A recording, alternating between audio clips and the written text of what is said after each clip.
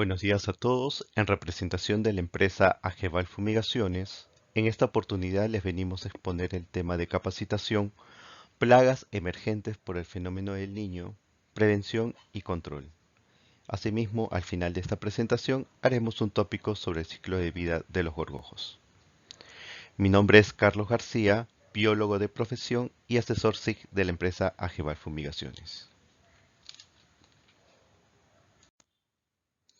Bien, para empezar necesitamos conocer qué es el fenómeno del Niño. El fenómeno del Niño es un fenómeno climático definido por el calentamiento de las aguas superficiales del mar del Pacífico, ¿no?, en la zona oriental ecuatorial, por una irrupción ocasional de aguas superficiales cálidas, esto debido justamente al debilitamiento de los vientos alisios y a diferencia de presión atmosférica. Esto es lo que nosotros llamamos el Niño global. Como podemos ver en la parte de abajo de la gráfica, esas zonas rojas son zonas de altas temperaturas, donde justamente hay estas diferencias de presiones que hace justamente el ingreso de aguas cálidas a las zonas frías de nuestro mar peruano, ¿no? El incremento de la temperatura del mar genera una mayor concentración de humedad y mayores precipitaciones en la costa norte, alcanzando valores récord durante eventos extraordinarios. Bien, en la figura también del lado derecho tenemos justamente las implicancias que trae el fenómeno del Niño, como es el incremento de plagas, que esto lo vamos a ir desarrollando en las siguientes diapositivas. ¿Cuál es la diferencia entre el Niño global y el Niño costero? Bueno, en ambos fenómenos hay un calentamiento de la superficie oceánica, pero mientras que el Niño global, la capa de agua afectada es de 100 metros de profundidad, en el Niño costero esta capa es de unos 30 metros, lo que hace que el Niño costero tenga una dinámica bastante más rápida y el calentamiento pueda ocurrir en escala de semanas. Es por eso que el Perú no estuvo o no tuvo la respuesta rápida ante esta situación, porque los cambios fueron bastante veloces, ¿no? Y justamente trajeron consigo los huaicos, las lluvias que no pudimos controlar, o mejor dicho, no se pudieron tomar las medidas preventivas para evitar estas catástrofes. Bien, uno de los mayores problemas de todos los que hubo frente al fenómeno del Niño están los problemas sanitarios, ¿no? El fenómeno del Niño en el Perú se caracteriza justamente por el calentamiento anormal de las aguas del mar. Esto trae justamente que en la zona norte se generen lluvias intensas justamente con inundaciones, desbordes y huaicos. En el sur, las sequías, oleajes anómalos en la costa, aparición de plagas y alteración de ciclos de cultivo agrícola, ¿no? Entre estos, bueno, aparecen justamente diversidad de enfermedades, entre ellas el dengue, chikungunya, zika, malaria, enfermedades diarreicas, infecciones respiratorias, leptospirosis, problemas dermatológicos, problemas oculares, entre otros más. Justamente porque esta situación de mayor temperatura, mayor humedad, es una de las características que vamos a ver más adelante que van a dar digamos, van a aportar a que la proliferación de las plagas sea mucho mayor. Bien, antes de esto tenemos que definir lo que es saneamiento ambiental. Bien, el saneamiento ambiental es un conjunto de metodologías, técnicas y socioeconómicas de salud pública que tienen por objetivo alcanzar niveles crecientes de salubridad ambiental. Bien, justamente estas acciones nos ayudan a contrarrestar la aparición de plagas o enfermedades que van a afectar directamente a las personas. Bien, entre las actividades de saneamiento ambiental tenemos lo que es la desinfección, la desinsectación, la desratización, limpieza de ambientes, limpieza y desinfección de reservorios de agua, limpieza de tanques sépticos y limpieza de trampas de grasas. Hay otras actividades también alineadas a lo que es saneamiento ambiental, pero las tres primeras son las que normalmente nosotros aplicamos para el control de plagas. ¿Bien? Lo que es desinfección tiene que ver con el control de microorganismos, la desinsectación, lo que es control de insectos y otros organismos similares, y lo que es desratización, el control de roedores principalmente. Bien, justamente esos tres primeros es lo que nosotros llamamos el control de plagas. Antes de empezar a listar todo lo que son las plagas que se presentan principalmente durante el fenómeno del niño, tenemos que saber qué es una plaga. Bien, en el sentido amplio, el concepto de plaga se refiere a cualquier ente biótico, biológico, que el hombre considera perjudicial a su persona o a su propiedad. Esto hay que tenerlo claro. La plaga tiene que afectar o a las personas o a su propiedad o a ambos. Bien, justamente esta definición es lo que nosotros tenemos que hacer diferenciación a otros tipos de organismos que no son considerados plagas. Bien, vamos a iniciar con una de las primeras plagas que se presentan justamente en el fenómeno del niño. Y no solamente el fenómeno del niño, sino también en épocas de mayor calor también. Pero justamente el aumento de temperatura hace que las moscas también aumenten en cantidad. Bien, entonces la mosca justamente que nosotros conocemos es la mosca doméstica, es cosmopolita, es decir, la encontramos en todos los ambientes a nivel mundial, en las casas, restaurantes, industrias, en todo lugar. Bien, entonces no hay lugar donde no haya moscas, hay en todos lugares. Bien, las moscas se alimentan principalmente de sustancias orgánicas, tienen mucha predilección por las sustancias azucaradas y sustancias en descomposición, ¿no? Sus larvas son blanquecinas, que son como unos pequeños gusanitos, y el adulto vive aproximadamente 15 días, ¿no? Hay otro tipo de moscas, que es la mosca verde, que pueden ver en la figura de abajo, que es otro tipo de mosca.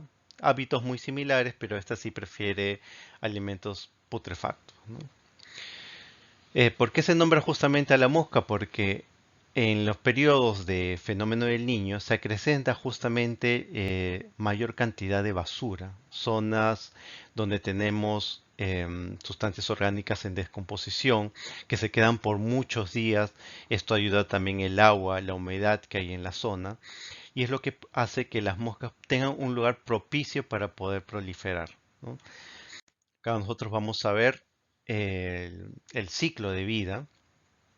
Vamos a ver que vamos a partir, ¿no? Justamente desde la puesta de los huevos, que se dan entre 12 a 24 horas. Luego esto pasa a etapa de larvas en diferentes estadios que va entre 3 a 24 días. Luego que han pasado esta forma larval, que son la forma de estos gusanitos que ustedes pueden ver en este lado, tenemos a las pupas que más o menos van a pasar en ese estadio de 4 a 5 días para luego convertirse en adultos, que son las moscas que nosotros conocemos. Bien, el adulto, las hembras ponen aproximadamente entre 500 a 200 huevos, eso va a depender no solo de la temperatura, sus alimentos, la temporada, temas genéticos, etcétera. Bien, viven más o menos 2 semanas, ¿no? A 70 días las moscas. Y lo que nosotros tenemos que hacer acá, la diferencia es de que el- justamente estos periodos, ¿no? De 2 a 24, 3 a 24, 4 a 5. ¿Cómo varían? Cuando hay mayor temperatura, estos tiempos se acortan. Es decir, en vez de ser 24 horas, en mejores condiciones, los huevos pasan a ser larvas en 12 horas. Las larvas que de 24 días en un estado normal aumenta la temperatura, este tiempo se acorta solamente 3 y ya tenemos pupas, que pronto van a convertirse en adultos. Entonces, en época de fenómeno del niño, donde las temperaturas son más altas, va a haber mayor proliferación de moscas, justamente porque estos ciclos se acortan y vamos a tener mayor cantidad de individuos adultos, ¿no? Además de lo que tenemos justamente las larvas que están en las zonas justamente de descomposición, en las zonas de basura, esos lugares donde se están acumulando mayores residuos digamos, en la zona norte del Perú o en otras zonas también del Perú. Asimismo, tenemos otro tipo de organismos que son las moscas de la fruta, le llamamos mosquito de la basura, entre otros. Son mucho más pequeños, de forma muy similar a las moscas común. Pero la diferencia es que la mosca de la fruta, por su mismo nombre, prefiere la fruta, los alimentos muy azucarados. Y el ciclo de vida de estos es también diferente, ¿no? Los huevos sí tienen más o menos 24 horas de eclosión para convertirse en larva.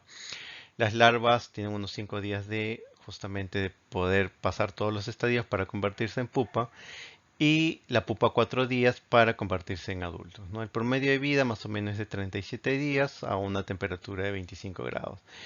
Así como en la mosca doméstica, estos tiempos de acá se van a cortar si la temperatura aumenta, ¿no? Porque justamente es propicio para este tipo de organismos, moscas, mosquitos que son dípteros. Es una de las características principales que los ciclos de vida de estos organismos van a reducirse frente a un aumento de temperatura. Bien, entonces también hay que ver un control frente a las moscas de la fruta.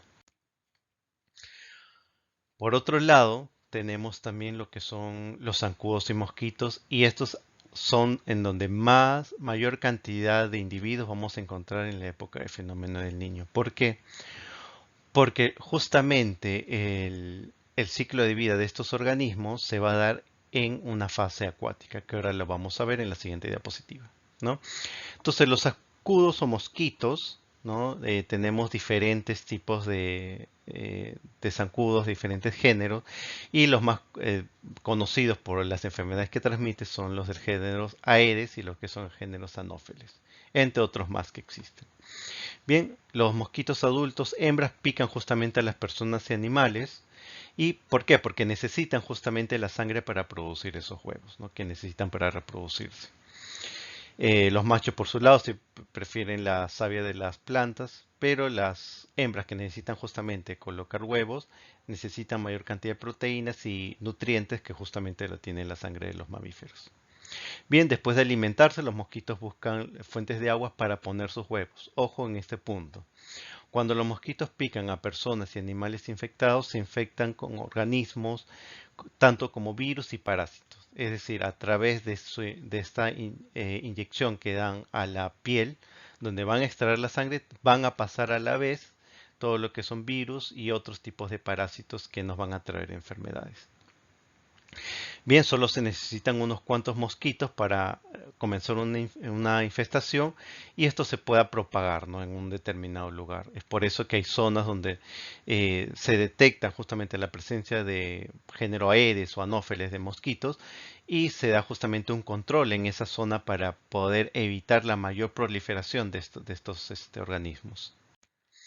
Bien, el ciclo de vida del mosquito es el siguiente. Justamente en estadio adulto, los mosquitos hembras buscan justamente zonas donde hay agua, en este caso en zonas urbanas, zonas recipientes que tienen agua, o en la zona justamente del fenómeno del niño, donde todo está infestado por agua, todo está colmado de agua, tienen todo el lugar para colocar sus huevos. Entonces, por eso es que hay una mayor infestación en estas zonas. Bien, los huevos justamente van a pasar a ser larvas, que son estadios también en lo que es el agua. Más o menos el tiempo que demoran también son de unos 24 a 48 horas. Y estos huevos que ya han pasado a ser larvas tendrán unos 5 días para transformarse en una pupa, que es la crisálida, que también es acuática, ¿no? Estas pupas tienen 2 a 3 días para convertirse en adultos que vuelan, ¿no? Estos adultos voladores. Bien, entonces casi toda la etapa de vida del ciclo del mosquito es acuático, excepto cuando es adulto que tiene que salir a volar, alimentarse, poner su huevo y seguirse reproduciendo. Bien, si se dan cuenta son etapas muy cortas y que de alguna manera también por el fenómeno del niño se van a ver aumentados. ¿Por qué? Por la cantidad de agua que tenemos. La humedad es mucho mayor y esto ayuda justamente a que los huevos pasen a larva, luego a pupa y tengamos mayor cantidad de adultos. Bien, así como hemos visto estos insectos voladores que son en la mayor cantidad moscas, mosquitos, que se proliferan justamente en épocas del fenómeno del niño, no debemos también dejar de lado a las cucarachas. Las cucarachas también por temas de temperatura van a aumentar su cantidad y esto va a traer consigo una mayor proliferación, infestación y por consiguiente enfermedades que se pueden transmitir a los alimentos y a las mismas personas. Bien, entre las cucarachas lo que nosotros tenemos que nombrar son dos principalmente, la cucaracha alemana y la cucaracha americana, ¿no? La primera es mucho más pequeña, es bastante pequeñas se encuentran en zonas con zonas de cocina, zonas de artefactos, porque prefieren las zonas calientes, a diferencia de la cucaracha americana, que sí la encontramos principalmente en zonas mucho más húmedas, que son los desagües principalmente, ¿no? En ambos casos se alimentan de restos orgánicos, tanto buenos como putrefactos. Bueno, de por sí es una molestia para las personas, ya que son justamente agentes de transmisión de enfermedades. Es por eso que verlos en tiendas, en algún lugar donde se está expendiendo alimentos, de por sí trae una mala calificación al lugar, justamente por la baja sanitización que tienen en sus establecimientos, ¿no? En el caso de la cucaracha alemana, la hembra justamente lleva su ooteca fijo al abdomen hasta que eclosionan los huevos. La ooteca justamente es como un saco de huevos que llevan, justamente acá podemos ver, que llevan las hembras durante todo el ciclo hasta que eclosionan los individuos. Por otro lado, la cucaracha americana no tiene eso, deja las ootecas en sus madrigueras y lo que sí los caracteriza es que justamente en épocas de verano de mayor temperatura tienden a volar, y es lo que a veces las personas le tienen miedo, y es porque están en época reproductiva. Acá tenemos el ciclo de vida de la cucaracha. Tenemos a diferencia de una mosca o un zancudo que tienen una metamorfosis completa porque tienen diferentes estadios. El caso de las cucarachas tienen un ciclo de vida, una metamorfosis incompleta. ¿Por qué? Porque acá no hay etapas de larvas ni eso. Acá de frente pasan de huevos a estadios ninfales, perdón, que son muy similares al individuo adulto y por lo cual a veces uno puede confundir, ¿no? De que son otros tipos de cucaracha cuando en realidad solamente es el individuo más juvenil, ¿no? Bien, en este caso, las hembras no sueltan las zootecas, como les había nombrado, las zootecas son sacos de huevos, o sea, que están llenos de huevecillos, que va a diferenciar tanto entre cucaracha alemana como la americana. Pero lo más importante acá es que estas estructuras son resistentes a pesticidas. Es por eso que cuando hay un tratamiento para el control de cucarachas, tiene que hacer con una cierta temporalidad, porque si bien en una primera etapa podemos eliminar a los individuos adultos o juveniles, quedan las zootecas que en una siguiente etapa van a eclosionar y tener cucarachas. Es por eso que siempre va a ser constante el trabajo de lo que es saneamiento ambiental o fumigaciones en lo que es establecimientos para control de cucarachas, tiene que ser continuo hasta poder eliminar o reducir al nivel mínimo el tipo de infestación. Bien, en el caso de las zootecas son de 6 a 7 semanas que pasan a ser estadios ninfales. Estos estadios ninfales son aproximadamente 6, entre 8 a 13 meses, que es bastante tiempo, ¿no? Para convertirse en estadios adultos para iniciar nuevamente el ciclo.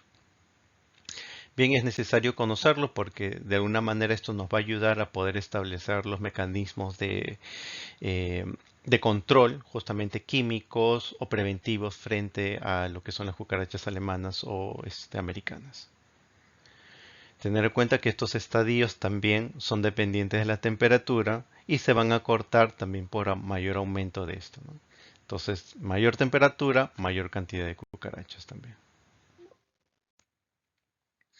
Bien, no hay que dejar de lado de que en el caso del fenómeno del niño, se va a aumentar también lo que son las plagas agrícolas, ¿no?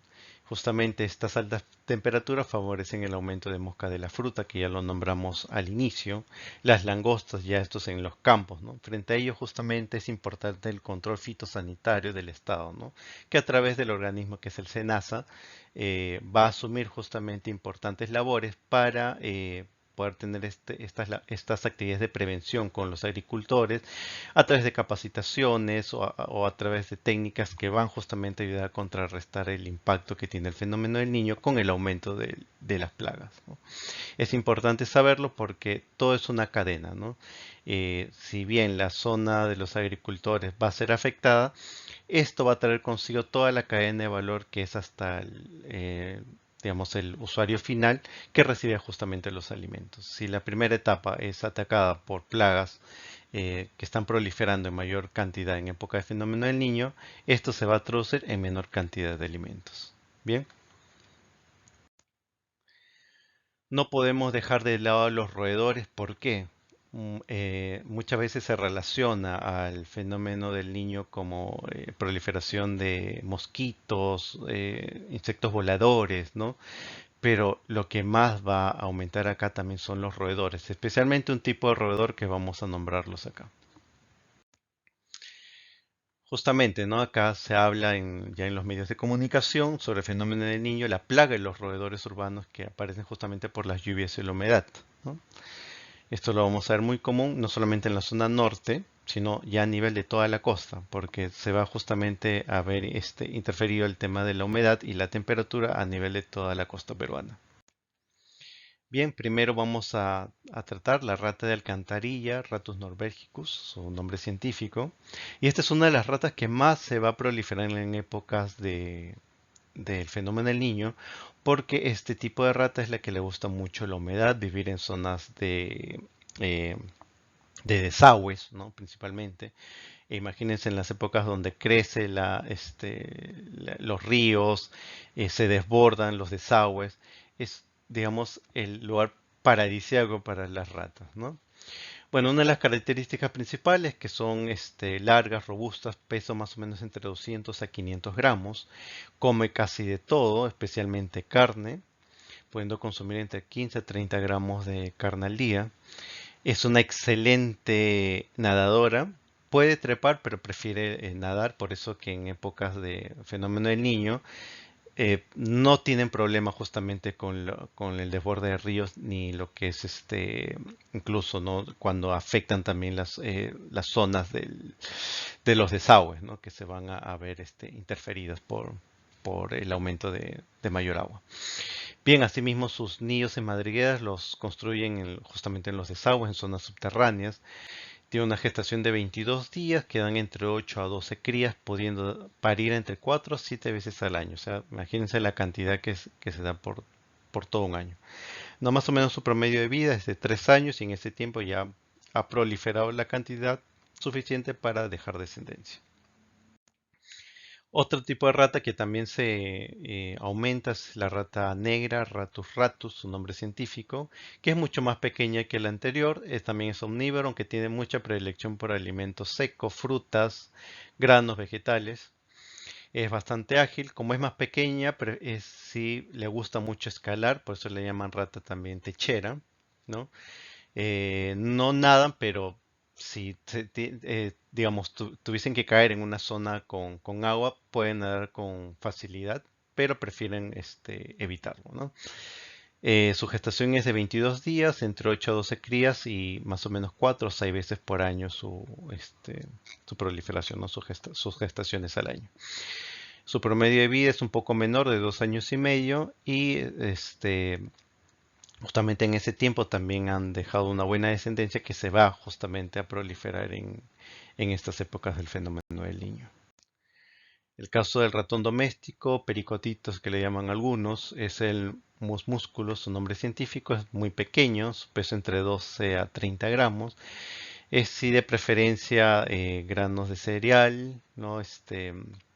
Alimentos secos, prefieren sí zonas con no húmedas.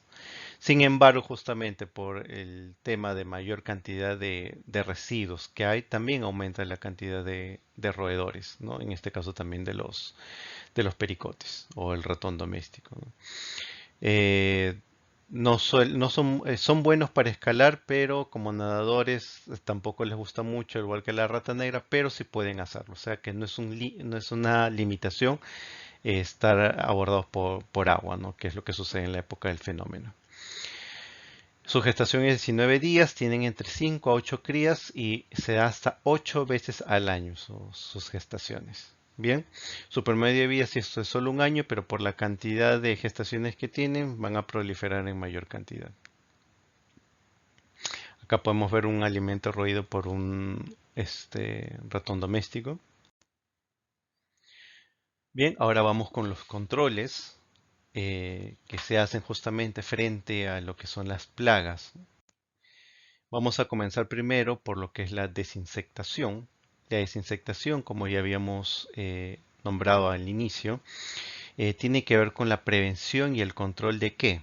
De insectos, arácnidos y otro tipo de organismos tipo artrópodos que se van justamente a controlar con los productos que son específicos para ese tipo de organismos, ¿no? Justamente el aumento de las temperaturas en épocas del fenómeno del Niño, el Estado justamente promueve también la aplicación de productos químicos, justamente con el método de la desinsectación, para reducir el número de estos organismos principalmente voladores, como son los zancudos, las moscas, ¿no? Principalmente ellos. Justamente para su control vamos a utilizar algunos productos químicos, lo que nosotros llamamos como insecticidas o plaguicidas. Asimismo, por el caso de la desinfección, que es otro tipo de control que nosotros tenemos justamente que entender que la desinfección es un proceso que destruye los organismos patógenos. En este caso, más que un control, sí es una eliminación justamente de los organismos patógenos que son hongos, bacterias, virus. Llamamos organismos patógenos a todos aquellos que producen enfermedades. Como ya hemos hablado, muchos de estos organismos se transmiten a través de plagas, sean roedores, sean zancudos, entre otros justamente. Y estos microorganismos, sean hongos, bacterias o virus, van a traer enfermedades a las personas, sea a través de la vía sanguínea, sea a través de la vía oral, respiratoria, etcétera. Por eso es importante, muy aparte de hacer la desinsectación, es hacer la desinfección de los lugares donde se están aplicando estas metodologías. Por otro lado, para el caso de roedores, tenemos el proceso de lo que conocemos como desratización o control de roedores, que vamos a hacer un control, erradicación y prevención justamente de los tres tipos de roedores que se presentan, sea la rata parda, la rata negro de tejado o el ratón doméstico pericote, como lo conocemos, ¿no? A diferencia de lo que es la desinsectación y la desinfección, en el caso del control de roedores, lo que vamos a ver son un control a través de un programa. Este programa va a consistir primero en la evaluación del local, la identificación de puntos críticos justamente por los signos de presencia, sean roeduras, sean excretas de roedores, entre otros signos más, para justamente con los especialistas, ¿no?, de la empresa, en este caso Ageval, poder colocar en lugares específicos las estaciones. Estas estaciones son lugares donde se colocan cebaderos o trampas con su identificación respectiva para hacer justamente el monitoreo, que va a ser de manera frecuente. ¿Para qué?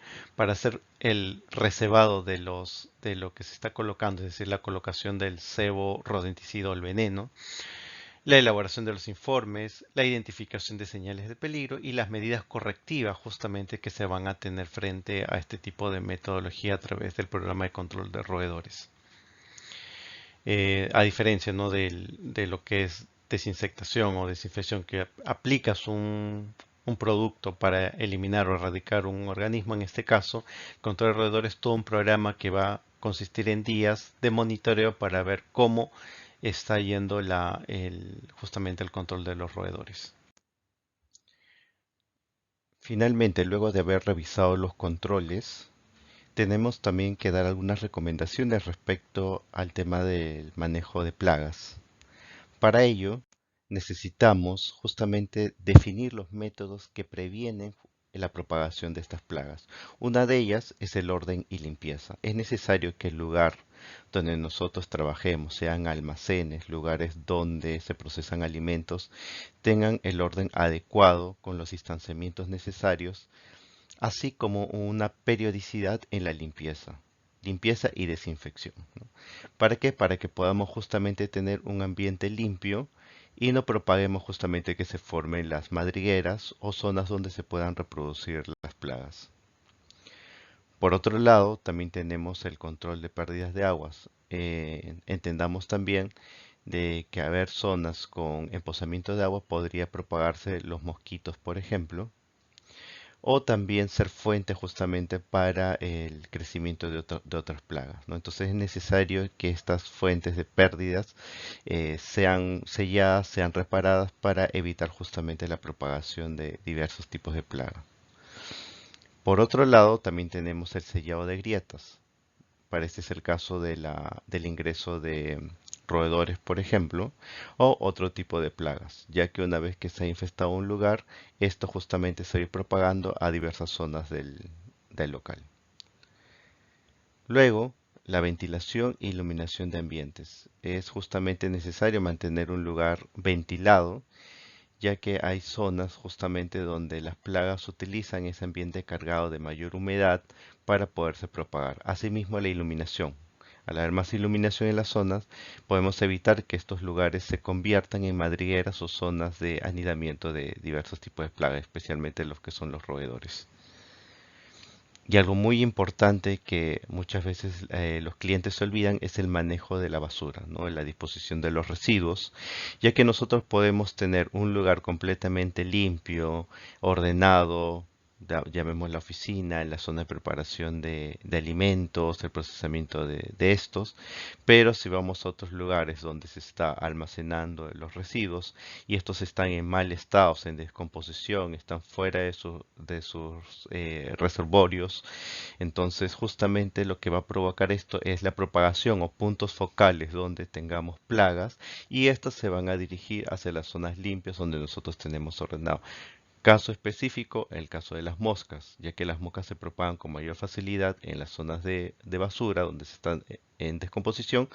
Tenemos las larvas, luego, bueno, todo el ciclo de vida hasta tener adultos. Los adultos llegan volando específicamente a las zonas justamente donde estamos preparando justamente los alimentos, ¿no? Entonces hay que cuidar mucho la zona de manejo de residuos, hay que destinarlo en su momento justamente a los almacenes mayores o justamente a su disposición para que se los lleve el recolector. Bien.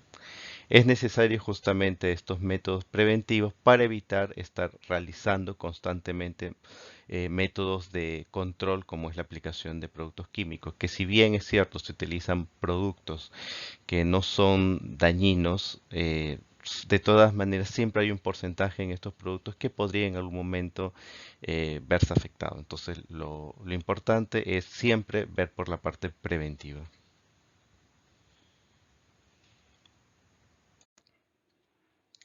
Bien, como se había indicado al inicio de la presentación, se tocará un tema adicional que son los gorgojos, que son plagas de granos y productos almacenados. Bien, debemos entender que en las plagas de granos almacenados tenemos dos divisiones que son las especies primarias y especies secundarias. Esto es a manera general. En el caso de las especies primarias, ¿no? Se caracterizan porque atacan justamente los granos o productos que no han sufrido daño, ¿no? Estos daños generalmente inician en el campo cuando se realiza justamente el manejo antes del almacenamiento, ¿no? Caso es el gorgojo del maíz, la polilla de los granos, entre otros. Por otro lado, las especies secundarias se alimentan de granos ya dañados o que ya han sido partidos y se multiplican con mucha facilidad en productos obtenidos de molienda, es decir, de las harinas. Entonces ahí vamos haciendo una diferencia de las diferentes plagas respecto a lo que son granos almacenados. Para este caso tenemos el escarabajo castaño, el barrenillo de los granos, la polilla pandeada, entre otros. Bien, continuamos con el ciclo de vida de los gorgojos. Este es a manera general, ya que va a depender justamente de la especie, pero en general se mantiene este siguiente ciclo. Primero, iniciando por una etapa de huevos, ¿no? Que más o menos la hembra pone entre 50 a 250 huevos durante todo su ciclo de vida, ¿no? La eclosión se da más o menos a los 4 a 14 días, esto justamente dependiendo también de la temperatura, para pasar a ser larvas. Las larvas más o menos entre 3 a 4 semanas. Durante este periodo las larvas van a ir creciendo, van a ir mudando y vamos a tener una serie de etapas larvales hasta que estas larvas se conviertan en pupa. Bien, en la etapa de pupa son de 8 a 10 días, no es muy largo el periodo, para que puedan pasar a la etapa de adulto. En la etapa de adulto justamente van a poder vivir entre 6 a 8 meses, por lo cual las plagas de gorgojos son una de las más difíciles también de controlar por el periodo justamente que tienen del ciclo de vida. Bien, esto como les digo es a manera general ya que va a depender mucho de la especie. En tipos de granos almacenados, justamente los gorgojos que normalmente encontramos, tenemos el más común que es el género Cytophilus, que lo vemos en la parte de abajo. Es un género de gorgojos, ¿no? Muy comunes en lo que son los alimentos o granos almacenados, sea maíz, arroz, trigo o incluso productos ya terminados. La hembra adulta usa justamente sus fuertes mandíbulas, como pueden ver en la figura, esa protuberancia que tiene en la parte de la cabeza, para abrir justamente un agujero en el grano, fruto seco, semilla y deposita justamente el huevo, incluso en los mismos productos también. Una vez que deja ahí el huevecillo, ya inicia el ciclo de vida de este tipo de gorgojo. Es uno de los más dañinos, ya que justamente va a deteriorar el grano o el producto donde se ha infestado, ¿no? Ahí tenemos fotos donde infesta lo que es arroz, lo que es también fideos, ¿no? Y es algo justamente que hace perder la calidad del producto y obviamente no se va a poder vender. Por otro lado, en menor cantidad, pero también se ha presentado, son del género Oryzaphilus, ¿no? Que es similar al gorgojo anterior, también daña los granos. El tipo de vida es un poco diferente, ya que estos no perforan el grano, sino colocan los huevecillos en forma aislada o en pequeños grupos, para justamente una vez que eclosionen, la larva se pueda alimentar del grano o el producto, ¿no? Entonces, a esta diferencia no tiene la protuberancia, pero puede justamente sus larvas eh, perforar los granos. Ya otros tipos de gorgojos, como el caso de Tribolium, también es una plaga muy importante en lo que son los cereales. Especialmente los encontramos en las harinas, también están en algunos productos salvados de arroz, entre otros, ¿no? Estos gorgojos justamente ponen sus huevos en los granos dañados, en las mismas harinas, para propagarse, ¿no? Pone más o menos 100 huevos por cada temporada. Pero como le digo, cada tipo de especie tiene su ciclo de vida un poco diferente. Seguimos también con el género Cryptolestes, es también bastante similar, les gustan las harinas, productos ya que han sido degradados por otros tipos de plagas. Los encontramos justamente en los lugares de molienda de granos, ¿no? Incluso en frutos secos, legumbres secas. Y estos tipos de gorgojos justamente depositan entre 300 a 350 huevecillos dispersos en los alimentos, en los cuales hace la propagación mucho más dañina. Por otro lado, tenemos otro género que es Rhizoperta.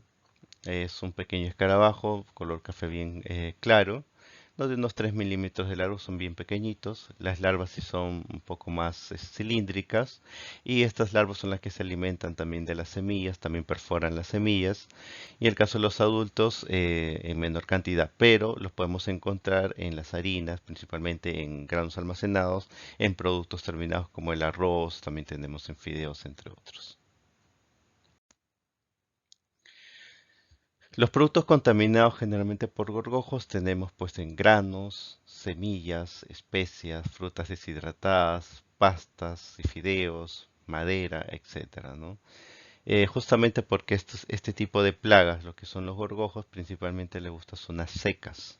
Entonces, en esos productos son los que suelen propagarse, ya que estos alimentos también les sirven alimentos a ellos mismos para poderse reproducir y ser parte también de complementar el ciclo de vida del gorgojo. Algunos requisitos, ¿no? Para la revisión de mercaderías que ingresa a las instalaciones. Primero es abrir siempre las cajas, sacos y revisar de manera aleatoria algunos empaques, no sé, arroz, fideos, ¿no? De estos productos de manera exhaustiva para verificar si estos productos no tienen algún individuo de alguna plaga y que esté presente, ¿no? ¿no? Cuando se realice justamente la reposición de los productos, sea abarrotes en los anaqueles de tiendas, se igual justamente revisar para que mediante esta remoción de estos productos, sea maíz, arroz, trigo, no se esté colocando algún producto que esté contaminado. Por otro lado, también encontrar un individuo extraño de cualquier plaga que puedan encontrar es inmediatamente dar parte al supervisor o jefe de área para que alerte, o en este caso a la empresa de fumigación, y pueda justamente atender a la brevedad pueda hacer el diagnóstico y atender justamente este evento, ¿no? Es, como ya les había comentado, el tema de los gorgojos es un poco complicado hacer el tratamiento, ya que no se utilizan los productos convencionales. Hay que hacer un tipo de fumigación con pastillas donde no deje residuos, y también de que estos productos, bueno, si ya ha sido dañado por los gorgojos, ya no se pueden recuperar. Lamentablemente esto se pierde. Entonces se debe justamente desde los primeros indicios verificar de que se pueda controlar, ¿no? Retirar estos productos que han sido contaminados y ver que el demás lote no se esté contaminando. Y de esta manera poder de alguna manera eh, controlar este tipo de plagas. Bien, eso es todo por esta capacitación. Hemos llegado a la parte final. Se agradece su atención y vamos a continuar con una serie de preguntas para la evaluación final. Muchas gracias. Hasta una próxima.